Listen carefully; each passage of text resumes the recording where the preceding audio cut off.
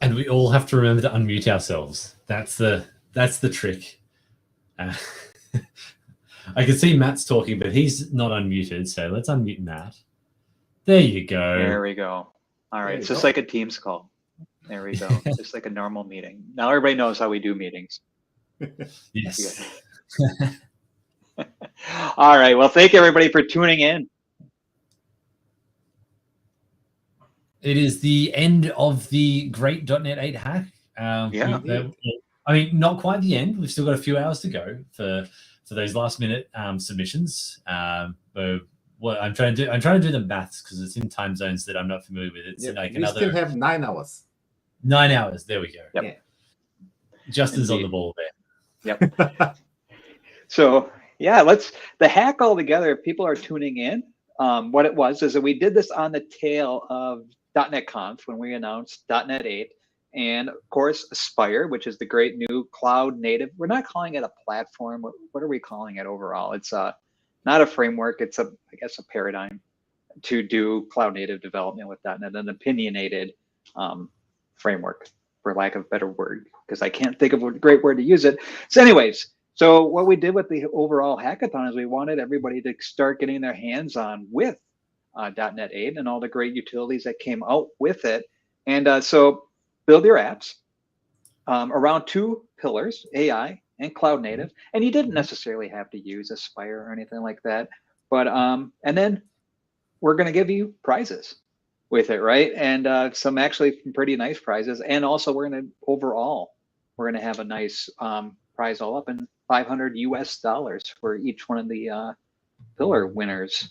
And overall, so up to $1,500 that we're gonna give out, which is actually pretty cool. So that was the hack, and to support the hack, we also did a couple live streams as well. We did 4 overall. This is number 5. We did the opening. We did 2 AI ones. We did a cloud native one then. So that is the hack in a nutshell. So what we wanted to do here is remind everybody to, 1, submit your projects. You still have, as we talked before, 9 hours almost to get them in.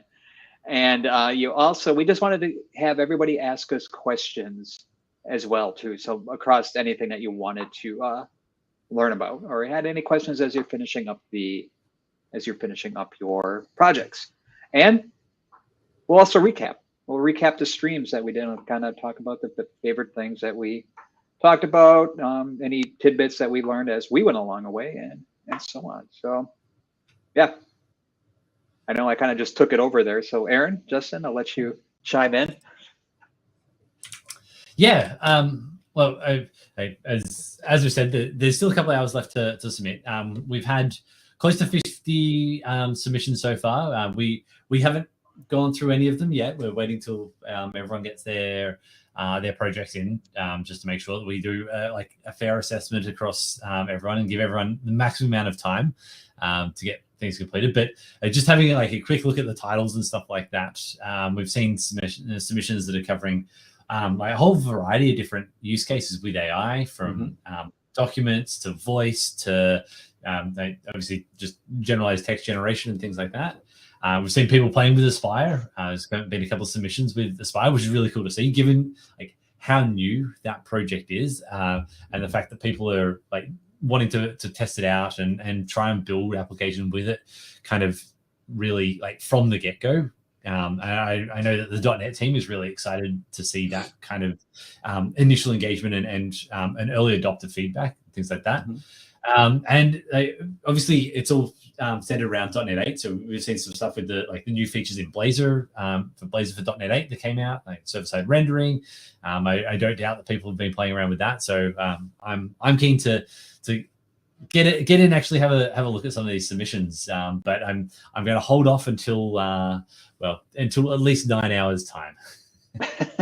Yeah, indeed. So I watched the submissions just by the title, and looks like everything looks very awesome. So I'm really excited to have a look at each individual items. And don't forget, as I said, as the Aaron and Matt said, the deadline is in about 9 hours. And after just 9 hours passed, your submission will be automatically rejected. So be careful. That's the important one. Submit before the deadline. Yep. So what happens is that when you're submitting, what we have you do is open an issue on our overall GitHub repo, aka ms/hacktogether/.net.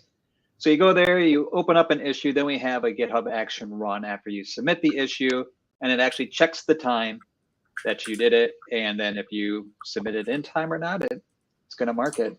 And what we're also going to do at 11:59 tonight, my time, is fork all the repos and make sure then once we have it forked, we're going to fork them into our own repositories.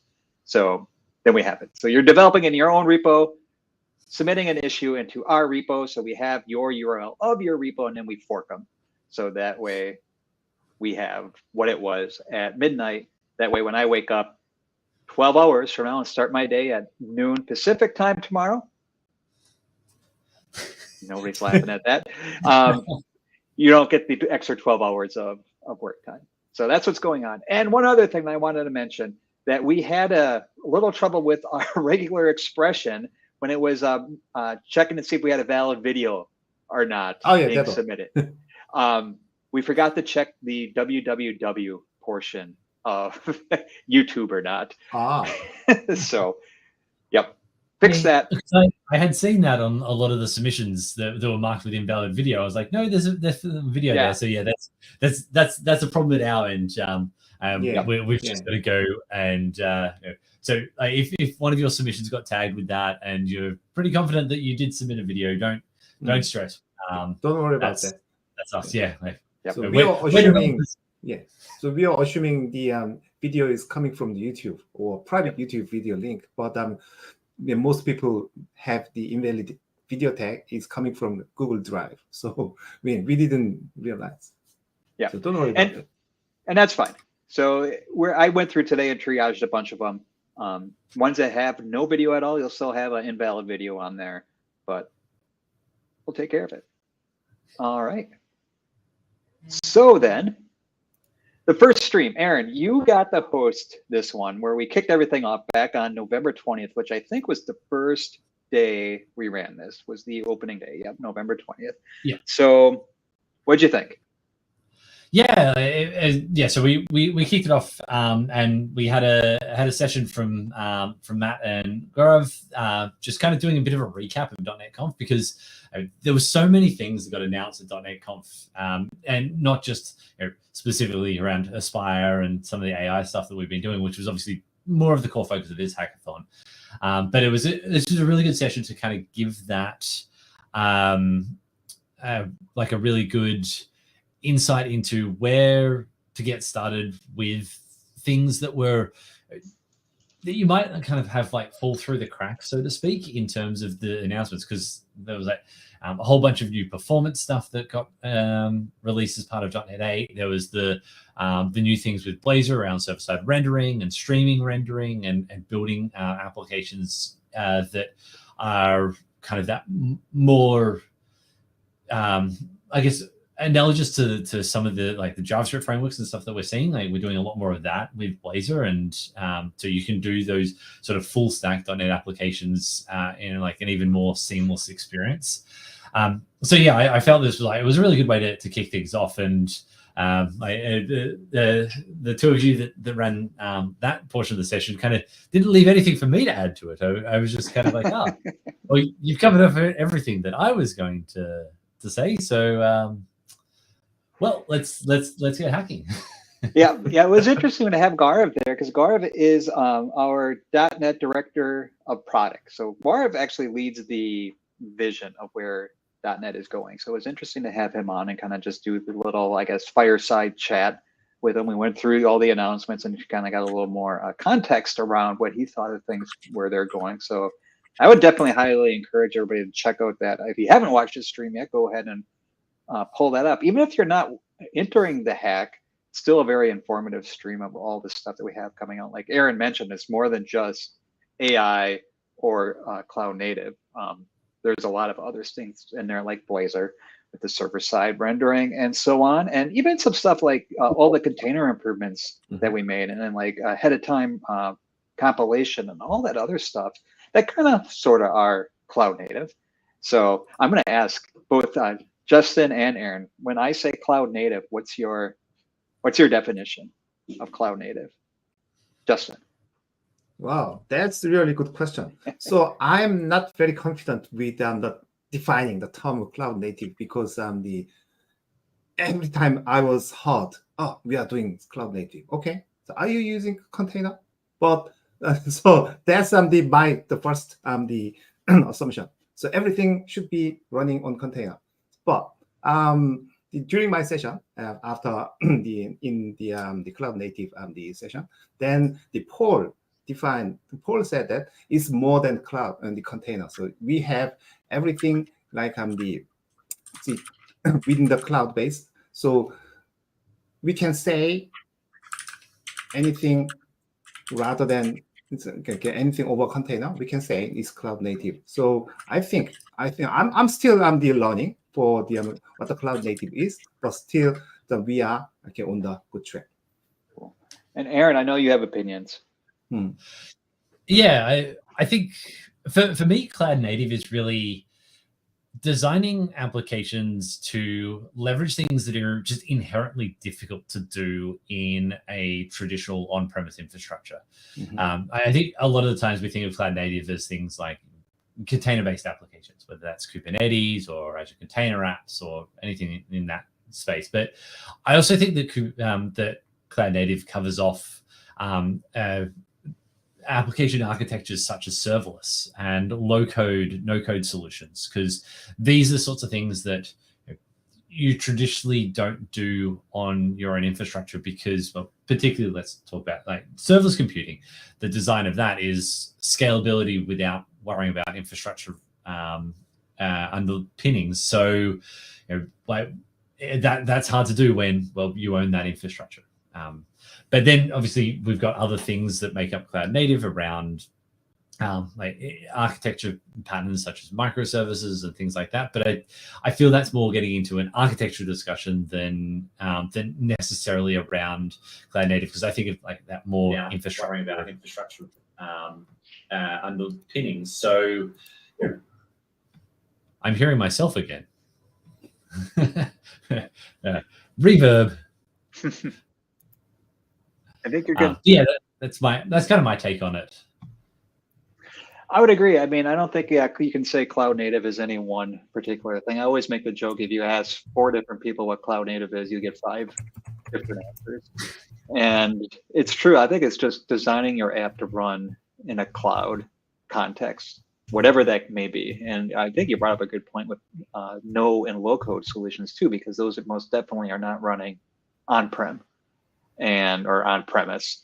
So yeah, could be serverless. It could just be taking your application from running underneath the server that you have underneath your computer and popping it up in the app service in Azure or something. And that's redesigning it so it's reliable and doesn't, blow up, or when it does blow up, then it makes sure that it's resilient and stuff like that. So that could be cloud native too. So I mean, cloud native can mean a bunch of different things. So anyway, that was off track. That's not what we talked about in what's new in .NET 8. But check out that session link to learn more about it.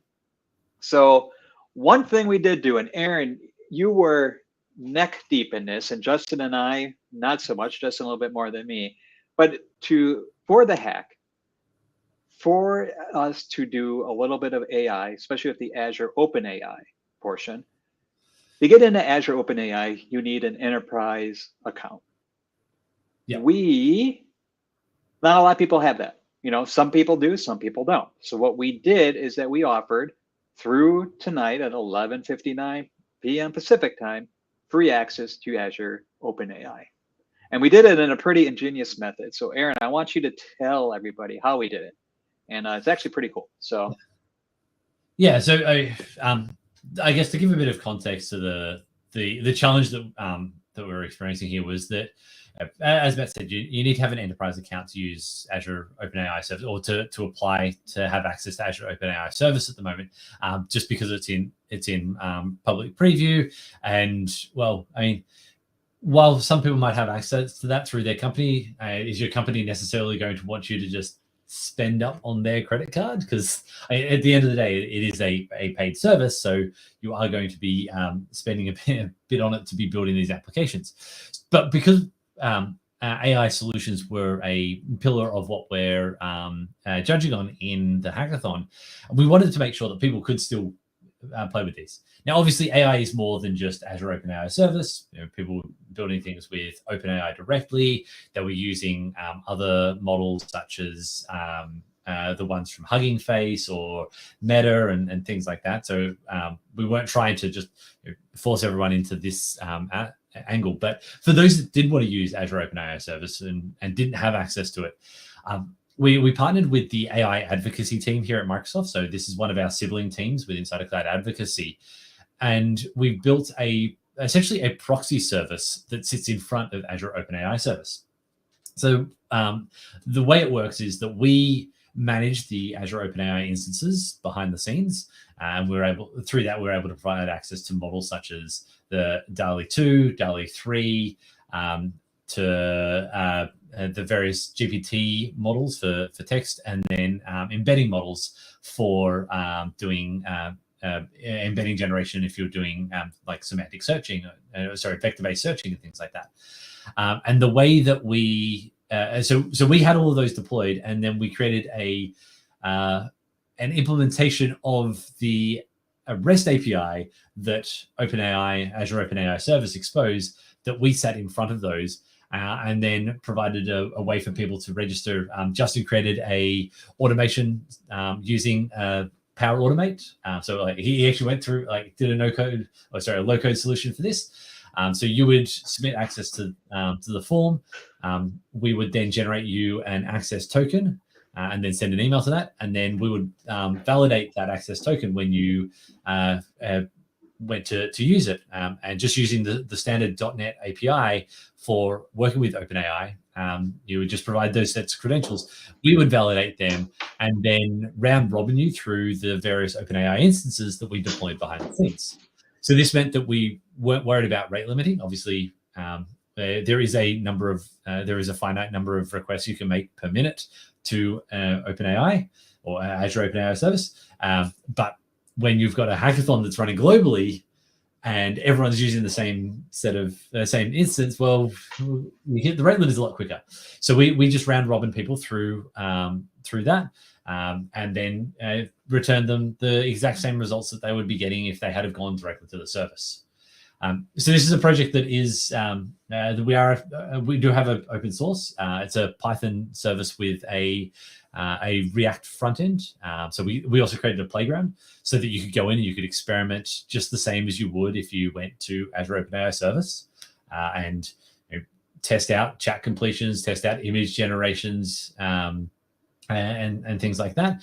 And yeah, we saw that quite a lot of different people were working with this, and obviously it was very beneficial. I see Andy M in the chat was very appreciative of it, because they were able to then use and experiment with Azure OpenAI service. So yeah, I found it. I thought it was a really innovative way to tackle this problem, because it lowered the barrier to entry, and it meant that people could get in there and play with the stuff that we were hoping that they would play with. But we were doing that in a way that we could support that and make it as accessible to everyone as we could. Yeah, I thought it's actually really cool. And Aaron, do you have, can we bring up the playground? Can you show folks what the playground looks like? Let me share my screen. I will find the right right window to share. Let's go. Allow that one. Cool. And now I have actually lost StreamYard. There it is. So now I can see that. So this is the playground that we built. It doesn't look exactly like Azure OpenAI's playground. This is obviously just a custom one that we built and put together, but it's got two modes. We've got the chat mode, and then we've got the image mode. And also people that might have started jumping on this on the hackathon kind of on day zero, you would have actually seen this evolve over time because we were adding features to the playground as the hackathon went along. So this was very much bleeding edge functionality that we were making available to people. But yeah, I've signed into the playground here, just using my access token here for the hackathon, and you can manipulate a bunch of the features here. So like how many tokens were you going to send per request, the temperature of the model. So how was that? Temperature is used to control the creativity of responses, and then top P is another way that we can control the creativity of responses. One of the last features we added was OpenAI functions. So that allows you to have return back very constrained results that come back as values that you can then pass to future chat experiences. But let's just go with the basics of chat and say, what is the history, if I can spell, history of .NET, and then send that off. So this is using the Python OpenAI SDK, not the .NET one because it's a Python application. Sends that off, generates that, and well, that seems like a fairly accurate up until the point of this model. This one is a GPT 3.5 model that I'm using for this particular instance, and you'll see that it's only got knowledge up until around about 2020. But yeah, then this is still like a continuation thing, so I could then ask follow-up questions and so on and so forth. We could get it to generate code if we wanted to generate code. And we also did image generation using DALL-E 3. Hang on. No, I think it's only supporting DALL-E 2. We did get DALL-E 3 support in there, but the actual proxy service does support DALL-E 3 for people that wanted to play around with that. So yeah, let's go a cute picture of a cat, and let's say we'll grab 4 images.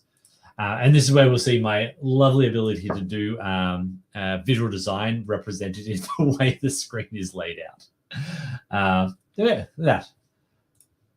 We get ourselves a semi-realistic picture of a cat. There's some things that make me feel a little uncomfortable if you get that one, but yeah. So like this is what we built, and like I said, this is something that we do have open source, and if anyone's interested in kind of seeing how this worked behind the scenes, you can definitely check that out as well, and have a play around with that. And your tokens will still be valid on here up until the end of the hackathon. Aaron, can you bump the text size up just a bit? Yes. Good point. I only concern in bumping the text size up is that when we do that, I'm not sure how the CSS is going to respond. Let's go. So we can also like modify system messages. So these are the sorts of things that if you were playing around with the OpenAI SDK, you would have been passing in and manipulating as well. Let's try some code generation. Do C# and F# code, because that's like we've got to be able to do C# and F# because this is it's a .NET hackathon. It's not just a C# hackathon. Let's say create me a type for a person with first and last name. There we go. There's some C# and F# code for generating people. Ta-da! Nice. And let's see. Create 5 people. And I said this is continuation, so you'll see that it's used the same person type there, and it's created those people. So from now on, only do C#. And how do you find a person by their first name? Let's see how good link statements are. Look at that. There we go. Yep, there we go. First or default. Found a first name. Cool. Look at that. So this is obviously an example of something that you can do with AI models, or particularly the GPT models that we've got here. And yeah, this is a basic amount of code generation. Yeah, that's pretty cool. And on the overall repo that we have for the Hack Together, we have links to how to actually use the proxy with .NET code. And it's just the same as you would as if you were calling Azure OpenAI. It's the same .NET SDK. Yep. And what's interesting is that you can use the same .NET SDK to call OpenAI too. It's all just REST calls underneath the hood, really. Hey, we're just REST developers. We just call endpoints is all we do. That's, you know what, that's a definition for cloud native. You're just calling endpoints. Yeah. So Jesse had a question about whether nonprofit or not-for-profit companies, yeah, perfect, can use Azure OpenAI. And the answer is yes. And so what we were talking about is, and when we said enterprise accounts, it's, you know how sometimes when you log in to any Microsoft flow, it says, are you using a work or a personal account? And we're talking the work account. So there's nothing holding back a nonprofit from having that work account. So that's what they need. And we're just calling it enterprise here in this case. So, yep. Yeah. All right. So then the next couple, if we could bring the slides back up. All righty. And you still can, if you can totally enter the hackathon yet for the next 8.5 hours. Mm-hmm. And you can get the OpenAI access too for the next 8.5 hours if you want. So, all right, here we go. And there's a URL that you get at it. All right, so we had then 2 more sessions, both based off of AI. One, Chris Noring ran one, building generative AI apps with OpenAI. And then Diego Colombo and I also ran one called Generative AI for the .NET Developer. So both of these kind of hit sort of similar topics. I could talk a little bit more about the second one because I was involved with it. And Diego actually is, he's a really cool dude in that he is on the Polyglot Notebooks team. He's like the developer behind that, which is really neat. Polyglot Notebooks, if you haven't played with them yet, is essentially, you can kind of think of it, it runs like within VS Code. And you can do essentially debug .NET step by step, but change it as you go step by step to line by line, add comments in there. I'm not doing it justice without people seeing it.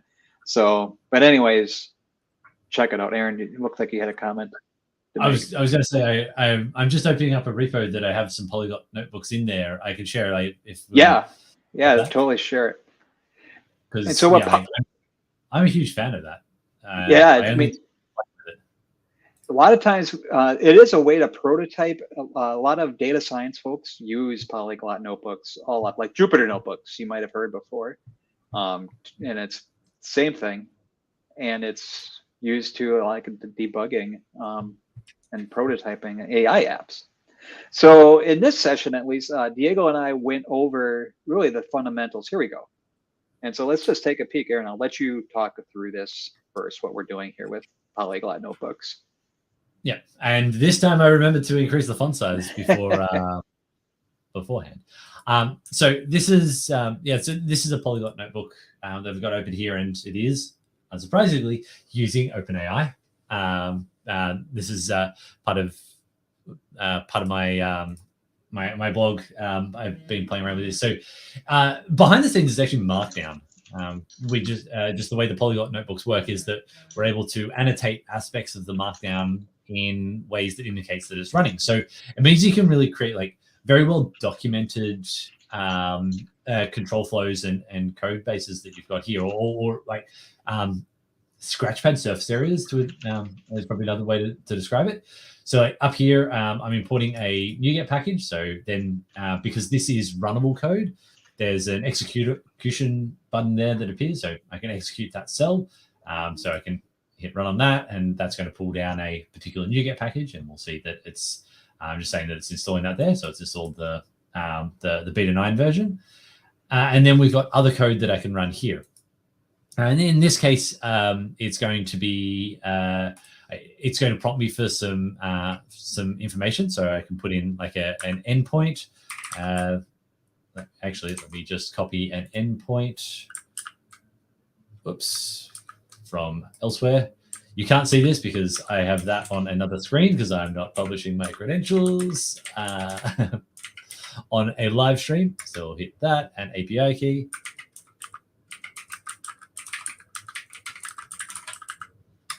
And GPT 3.5 Turbo. So here because I had some things that were passwords, so like the access key and whatnot. So those you can't see because they're sanitized, whereas this one's just string information. Now these become variables that I can use elsewhere within inside of this notebook.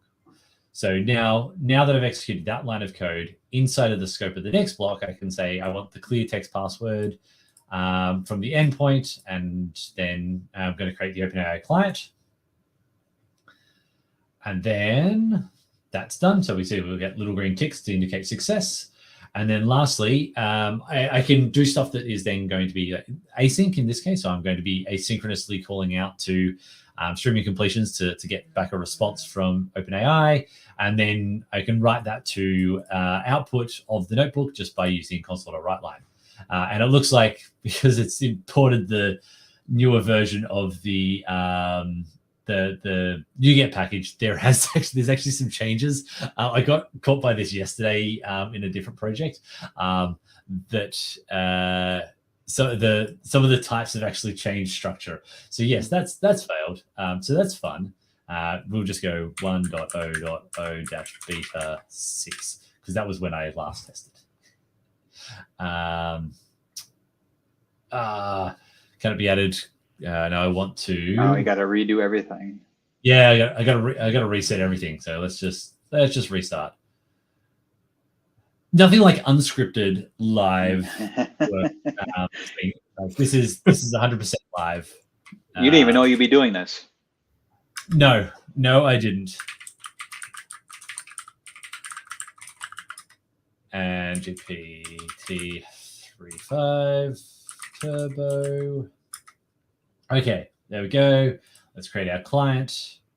And then now this code is still bringing up an error because we haven't re-executed that code. So it hasn't changed scope to use the downgraded version of the SDK. But here we go. Yep, there we go. We can see that we're getting a response back.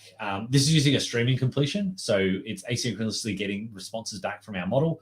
And that's why you saw it kind of spitting out there. But yeah, so like this is, obviously I'm using this here with writing some AI code, but there's like, you can write literally any .NET code. You can pull it any NuGet packages, except for maybe UIs. Like I've never actually tried generating like a Maui UI or running a web server or something like that, but something to experiment with. But yeah, a good kind of scratch pad, and a good way, like good thing to have inside of a code base that allows you to like document maybe APIs that you've got with inside of your own code base and how you can execute them and stuff like that.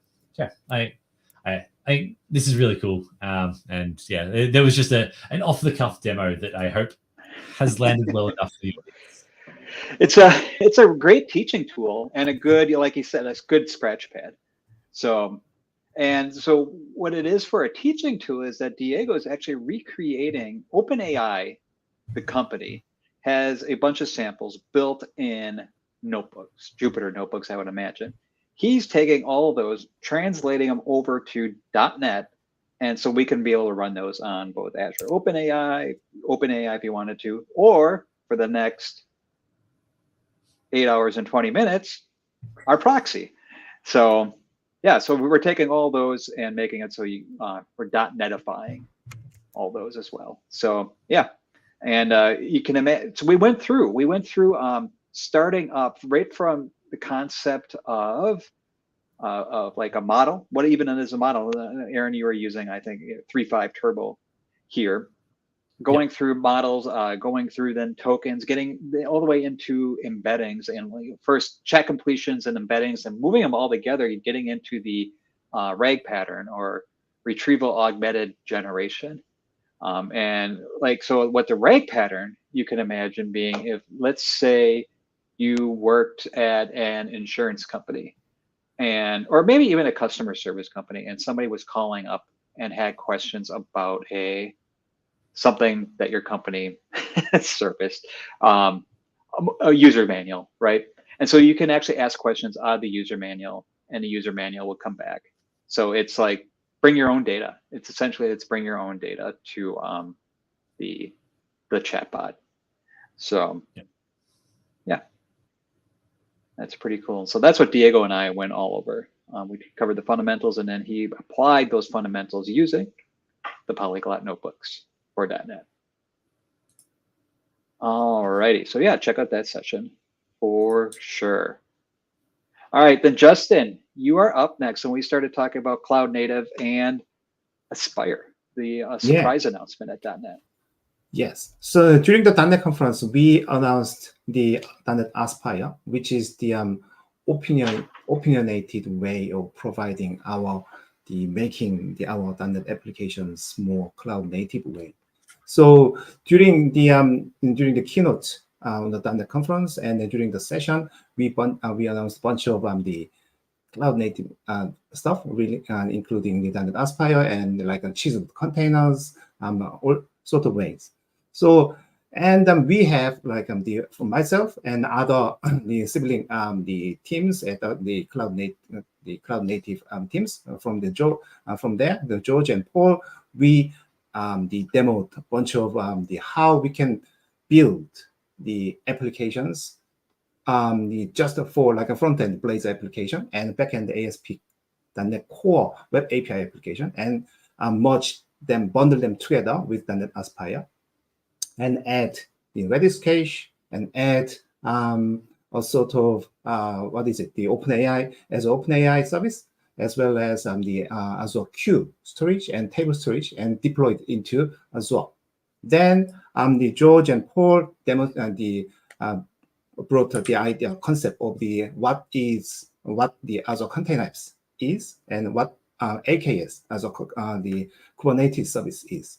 Then they showed the demo with AZD, newly developed AZD, Azure Developer CLI, to deploy these Azure and the .NET Aspire applications to Azure Container Apps with just only two commands, which is AZD init and AZD up. That was it. And also we showed that actually the AZD init and up checks out our .NET Aspire application inside the memory and brings up all the bicep code inside the memory and deploy it into there. So we showed that how it is working behind the scene, something like that. So yeah, it was pretty informative sessions. And the idea within the session is that we didn't start from the scratch using the .NET Aspire startup project, but we assume that we have the existing Blazor application and existing .NET ASP.NET Core Web API application, and add .NET Aspire orchestration, and add .NET Aspire the wrapped the cloud native packages like Redis cache, something like that. So yeah, so based on that, so we brought up a bunch of ideas how we can build the cloud native application using .NET Aspire. That was the main story of that cloud native session.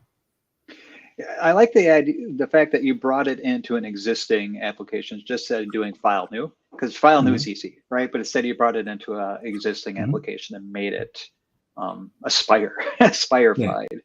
And that's cool. And Aspire, I like it. If you haven't seen it, go check it out. I mean, even check out the docs. The docs are really good for Aspire. And it's very opinionated, because right now the problem space behind Aspire is that when you're building an app, you really don't even know what you need. Like you have Redis, you might need Azure storage, you need all this different stuff, and much less how to configure them.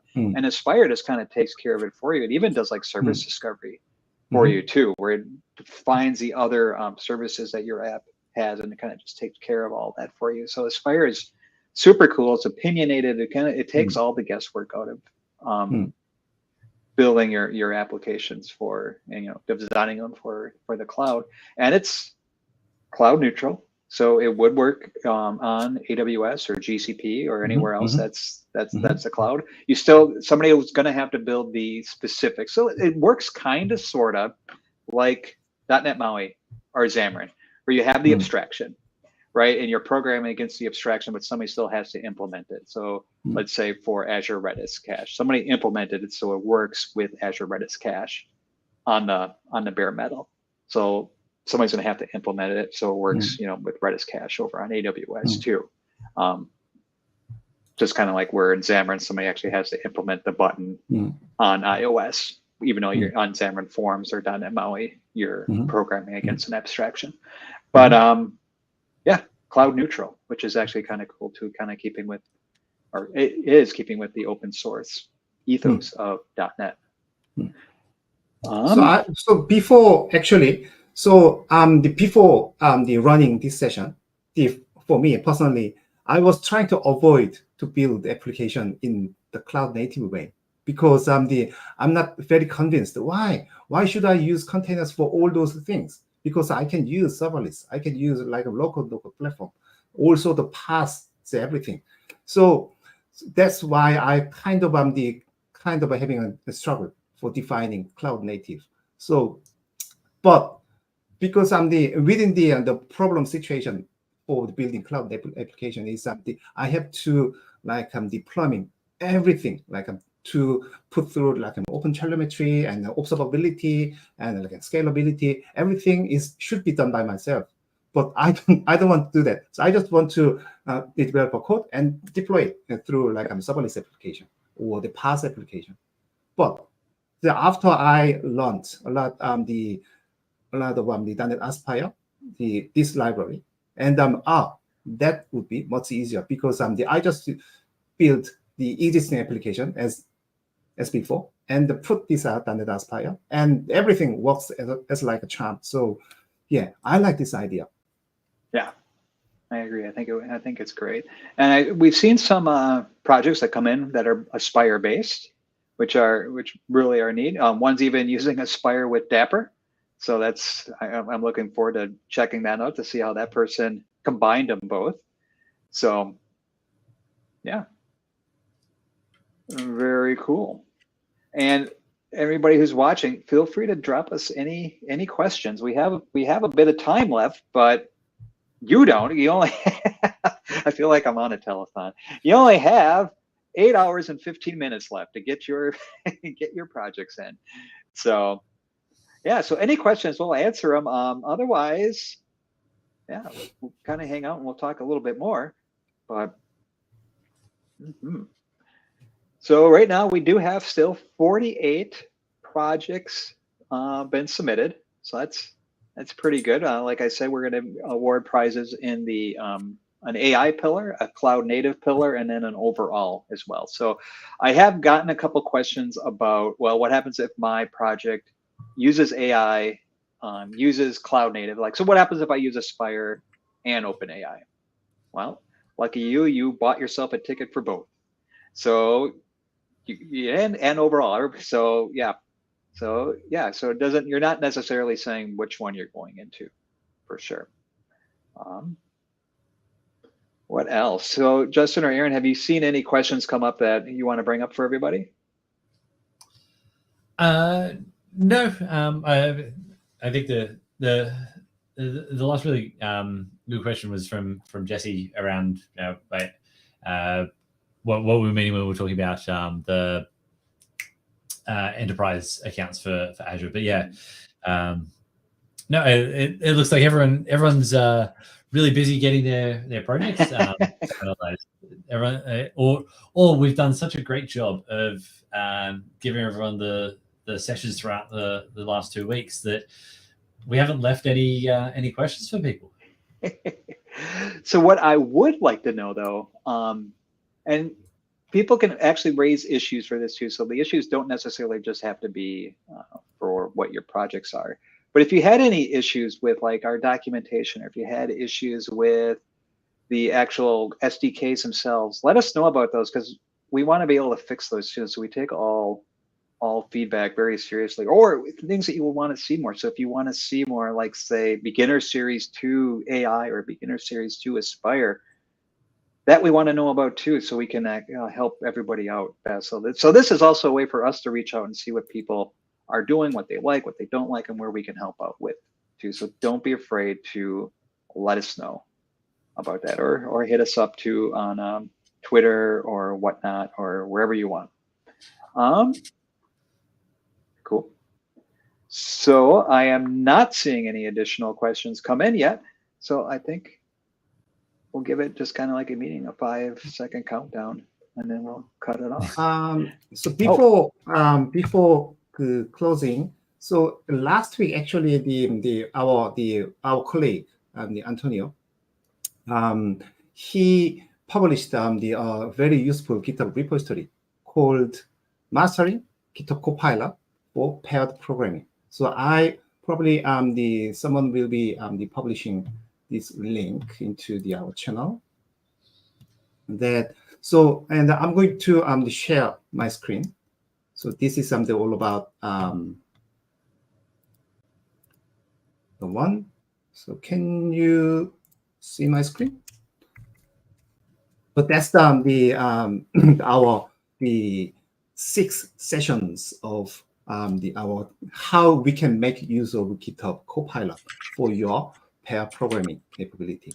So I think that's worthwhile to read through this GitHub repository. Then you will be able to use maximize how to use GitHub Copilot for your the day-to-day programming. Cool. Yeah, for sure. Yeah, Copilot definitely helps out. Help me fix our regular expression to check our invalid URLs for images or for videos in our GitHub action. So Aaron, there's a quick question out there for you from Andy about which is the default model that Git image generations async is using in our in the proxy. Let's pop that up on screen to embed that in the video. It's a good question because we did support both DALL-E 2 and DALL-E 3 for doing image generation, but at this point in time, the .NET SDK for OpenAI only supports the DALL-E 2 image generations. There is an open issue with the .NET SDK to support DALL-E 3. To do DALL-E 3, you have to do the REST API call directly, and there is a sample as part of the Proxy code base that shows how you can do that. So you can generate them, but yeah, you have to use HTTP client, make a REST call to the endpoint, provide your token in the API-key header, and then that will give you back the response with the DALL-E 3 image in it. Yeah, I was hoping that they'd get DALL-E 3 support in there, but it does require a few changes to some of the type structures that are required, because up until DALL-E 3, you didn't provide a model definition to image generation, but now with DALL-E 3, we need a way that we can provide, which image generation model are you working with. And I'd assume in the future, as more and more image models get created by OpenAI, we'll have more and more options that we need to provide in there. Cool. And then Jesse was seeing an issue where he's getting some 405 replies when calling out to the proxy. I'm trying to remember which one. Which one's a 405? The one after a 404. Yeah, that's really not found. Yeah, I will go to a website that I have called HTTP status, HTTP stat.us, so HTTP status.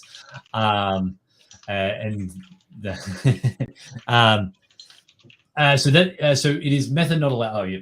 Sorry. Now that I actually read the question from Jesse, they have put in there that it's method not allowed. So good on me for reading properly.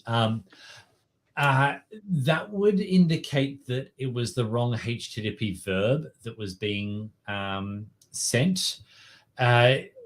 if this was coming through from the .NET SDK, that's interesting because it should only be doing I think it's a post request on all of them. So I would have to dig into that. I will admit, while I wrote the console GPT sample application, I haven't tried it against the proxy. I'll have a look into that.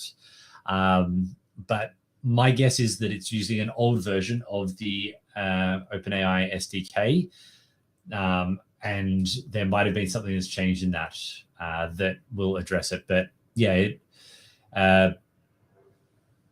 I'm not entirely sure what would have resulted in that. But no, thanks for calling that out, Jesse, because that's something that we obviously need to go back and rectify with inside of our the proxy and with inside our sample applications to make sure that they do work together appropriately and avoid these kind of issues in the future. Great.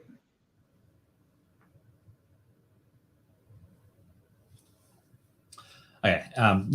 Just as mentioned in the chat that it does look like an old version of the SDK. So yeah, I'll go back and make sure that the dependencies are all updated in the console GPT sample as well, because that one I created a couple of months ago now.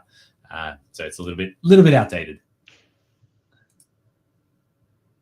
The problem with new tech is that it keeps on going. The drum beat's very fast.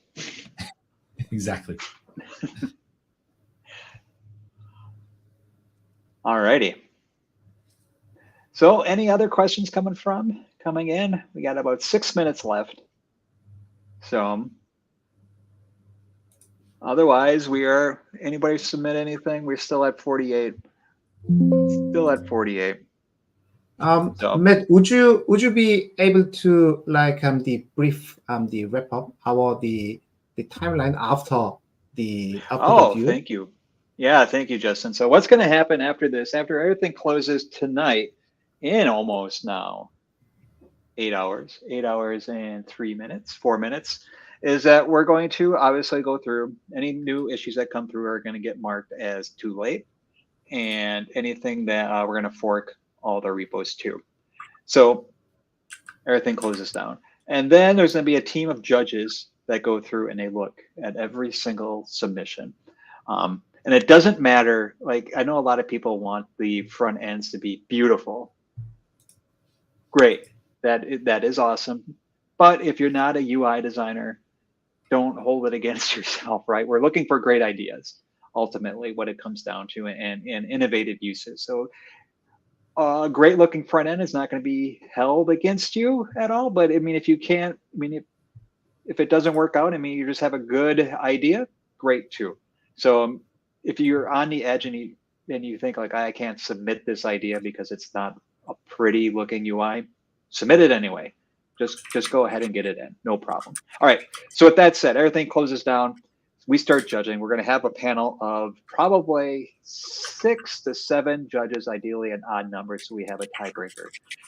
Go through, look at every project, and then on December 20th, which Justin and Aaron, look at those faces, a little bit earlier than I told them, we're going to announce the winner, all 3 winners in a blog post. So that'll be out December 20th. We'll have all the winners. And yeah, so everything in tonight. Then over the next 2 weeks, we will do our diligence to go through.